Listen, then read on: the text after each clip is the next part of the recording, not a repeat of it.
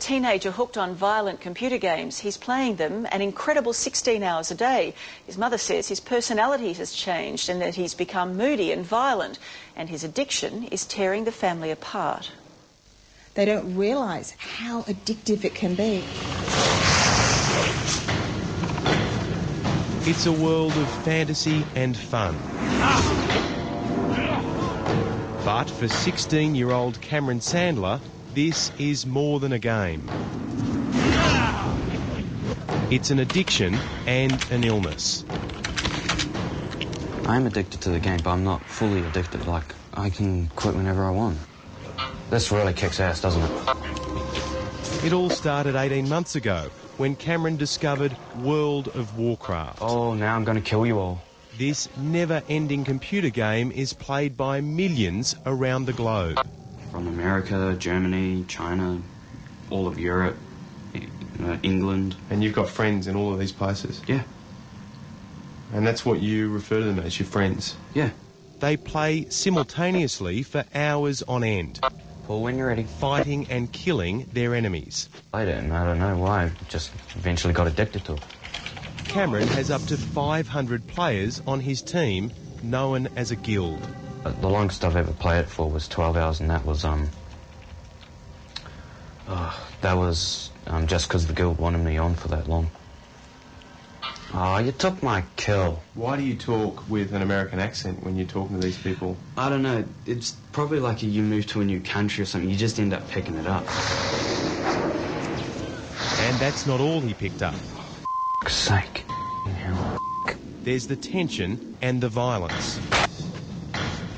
We get keyboards thrown around the room, or holes punched in the wall, or they'll go outside and smash bottles. Denise is Cameron's mum. He started off with this going for an hour, 2 hours, 2 hours turned into 4, 4 turned into 6, 6 turns into 12, and he's now into the snowball effect that he's got to play that game. Cameron is often up at 4 in the morning to begin playing.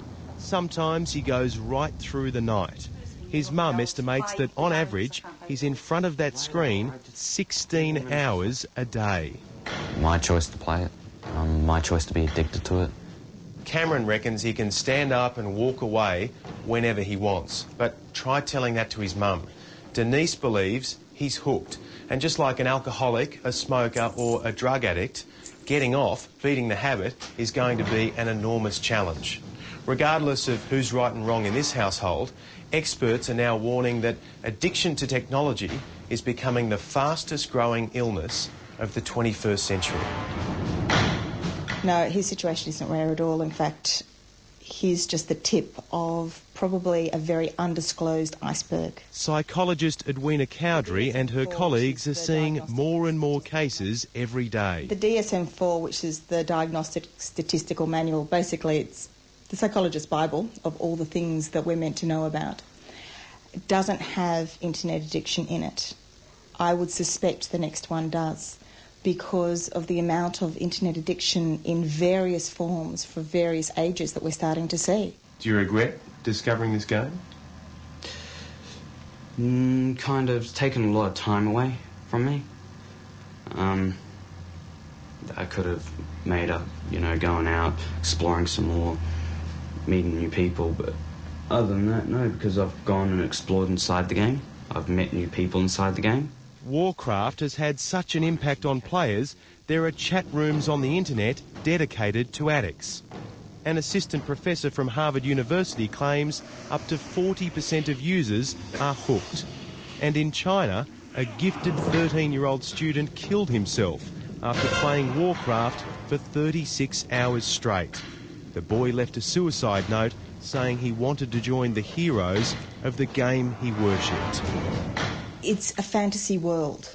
A bit like a book, but a book ends. I don't want to live like this anymore. I really don't. You're right.